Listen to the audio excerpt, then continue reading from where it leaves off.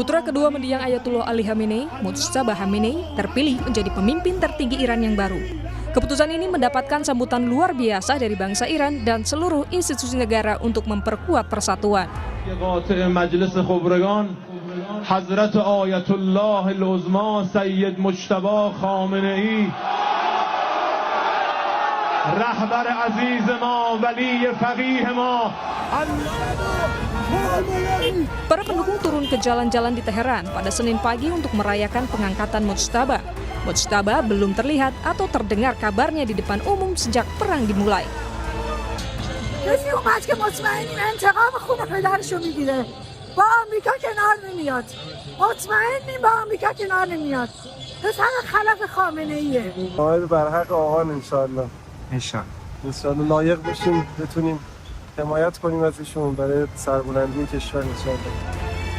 Mujtaba, sosok yang tertutup, pria berusia 56 tahun ini sekarang berada di jantung teokrasi Iran dan akan memiliki wewenang terakhir atas semua urusan negara. Ia akan menjabat sebagai panglima tertinggi militer dan garda revolusi paramiliter yang berpengaruh. Mujtaba Khamenei lahir 8 September 1969 di kota Mashhad, Iran. Ia anak kedua Ayatullah Ali Khamenei dari 6 bersaudara. Pada usia 17 tahun, ia bergabung ke Korps Garda Revolusi Islam Iran di Batalion Habib tahun 1987. Mujtaba bertugas selama periode akhir Perang Iran-Irak. Ia kemudian menempuh pendidikan agama di Qom dan mencapai tingkatan ulama Ayatullah pada tahun 2022.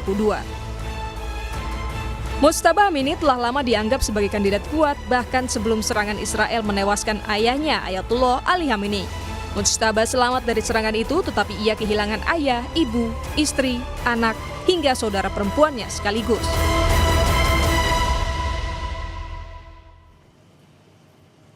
Dipilihnya Mujtaba mengisyaratkan para ulama senior, Korps Garda Revolusi Iran, dan politisi berpengaruh bersatu pada saat-saat kritis melawan AS dan Israel. Kita bahas sosok Mujtaba dan bagaimana strateginya memimpin Iran bersama Zulfan Lindan, WNI di Azerbaijan. Selamat petang waktu Indonesia, Pak Zulfan. Selamat sore. Oke, Pak Zulfan, mungkin bisa digambarkan juga kepada kami ketika dipilih Mujtaba ini menggantikan sang ayah, bagaimana sebenarnya warga Iran merespons kepemimpinan Mujtaba?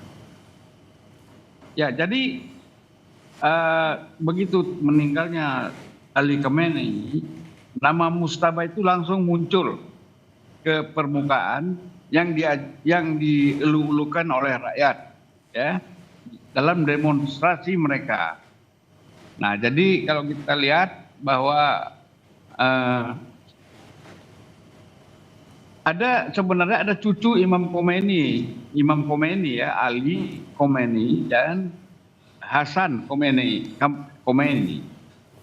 Tetapi justru rakyat itu lebih memilih, lebih mendukung Ali Khamenei untuk menjabat sebagai Walayatul Faqih. Gelar itu kan namanya Walayatul Faqih, pemimpin tertinggi ya di Iran. Nah, itu memang seperti ayahnya dulu, bukan penguasa ilmu pengetahuan tertinggi dari keilmuan, dia banyak yang lebih pintar dari dia. Tetapi di sini yang dibutuhkan itu adalah leadership. Kemudian pengalaman perang dan penguasaan masalah-masalah politik dan ekonomi global. Artinya Mujtaba ini adalah sosok yang diyakini akan bisa menjadi solusi menguatkan posisi Iran dalam konflik? Ya, dan pertama kan kedua, orang kan merindukan tetap ada Ali Khamenei. Dengan Mujtaba ini Mujtaba dipercaya, maka otomatis bahwa mereka mendapatkan kembali semangat itu dari Mujtaba. Semangat Ali Khamenei itu muncul lagi dengan kehadiran Mujtaba Khomeini sebagai Walayatul Faqih, pemimpin tertinggi di Iran. Jadi optimisme mereka itu sangat tinggi sekarang ini dan mempersatukan semua aliansi politik yang ada di Iran. Mereka semua bersatu. Kita lihat yang turun ke jalan ya. Yang tadinya demo tidak pakai jilbab, yang pakaian minim segala macam, bersatu semua sekarang ini mendukung pemerintah. Nah Pak Zulfan, berarti kalau Jadi- misalnya semuanya dalam kondisi bersatu, seberapa berpengaruh dalam konflik melawan Amerika dan Israel? Apakah artinya siap untuk nafas yang panjang atau justru diyakini dia akan bisa menyelesaikan dalam singkat? Oh, nggak bisa, karena kan begini, ulama senior itu ada 3 yang seperti Jawadi Amuli ya, itu ulama senior sekali, sudah 80 tahun. Jawadi Amuli, kemudian Karim Shirazi, itu semua sudah mengeluarkan fatwa perang habis-habisan. Dan itu pasti didengar oleh Mujtaba, perang habis-habisan melawan, kita tidak akan berhenti. Sampai kapanpun, sampai habis-habisan titik napas yang terakhir untuk melawan Amerika dan Israel. Nah, tapi Itu semangat mereka sekarang. bagaimana kalau warga Iran melihatnya Mujtaba ini akan mewariskan gaya kepemimpinan yang sama atau justru punya gaya sendiri yang berbeda? Saya kira sama. Dia punya gaya kepemimpinan yang sama dengan ayahnya, karena dia ini adalah juga pasdaran. Ya, ketika perang Irak lawan Iran dulu dia sebagai pasdaran. Bapaknya sendiri sebagai wamenhan waktu itu. Jadi saya kira semangat bertempur ini sama dengan ayahnya.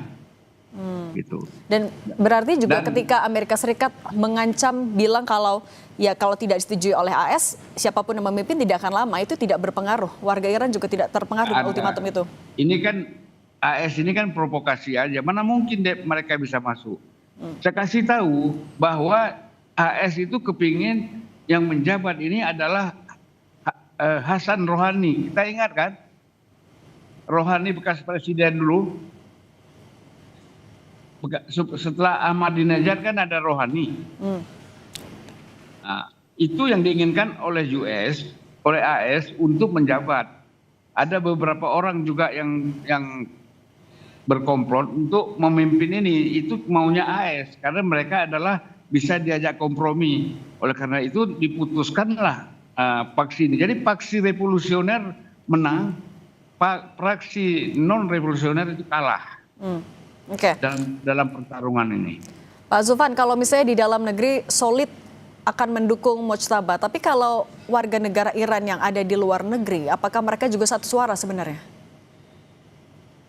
Kalau yang mereka itu kan begini ya, kalau mereka yang tidak pengaruh dengan pola pemikiran liberal, ya mereka pasti bertentangan. Tapi kalau mereka yang berpikir nasionalis dan berpikir masih prinsipil ideologis, mereka pasti mendukung dimanapun mereka berada. Dan satu lagi pemimpin Iran ini tidak bergantung kepada penilaian siapapun. Karena kepemimpinan ini spiritual. Jadi mereka dengan hoax, dengan berita macam-macam, mereka cuek aja. Bukan itu yang paling penting. Yang penting bagaimana kita dan Tuhan itu tetap bersama-sama meminta pertolongan Tuhan dalam perjuangan ini. Jadi optimis sekali. Apalagi kita ketahui kan dalam ajaran Syiah itu kan ada yang namanya Al-Mahdi ya. Kalau di Kristen dikenal Mesias. Jadi dengan harapan kehadiran Imam Mahdi itu, maka mereka semangat sekali. Oke. Pak Zulfan, yang juga jadi fokus kita adalah evakuasi WNI yang saat ini sedang dilakukan. Informasinya kan akan dievakuasi melalui Azerbaijan juga. Anda sudah dapat informasi soal itu belum? Seperti apa sih mekanismenya? Sudah. Kita kan berangkat dikumpulkan oleh Keduta Besar KBRI Teheran ya, oleh Duta Besar kita itu Pak Roy. Lalu berangkat 14 jam perjalanan dari Teheran ke Baku. Disambut oleh Duta Besar di Baku, yaitu Pak Berlian. Ya, Pak Berlian Duta Besar kita menyambut kita, mengurus kita dari awal sampai akhir di Baku, ya, mengurus visa segala macam, tiket pesawat pulang. Dan malam ini gelombang pertama dari Baku akan pulang ke Jakarta, termasuk saya. Kapan tibanya Pak Zulfan? Tanggal hari Selasa pukul 18. Lewat Bandara Soekarno-Hatta ya? Ya. Oke. Baik, Pak Zulfan Lindan, warga negara Indonesia di Azerbaijan, terima kasih sudah berbagi bersama kami. Saya selalu sampai jumpa di Indonesia, Pak Zulfan. Baik, terima kasih. Usai jeda di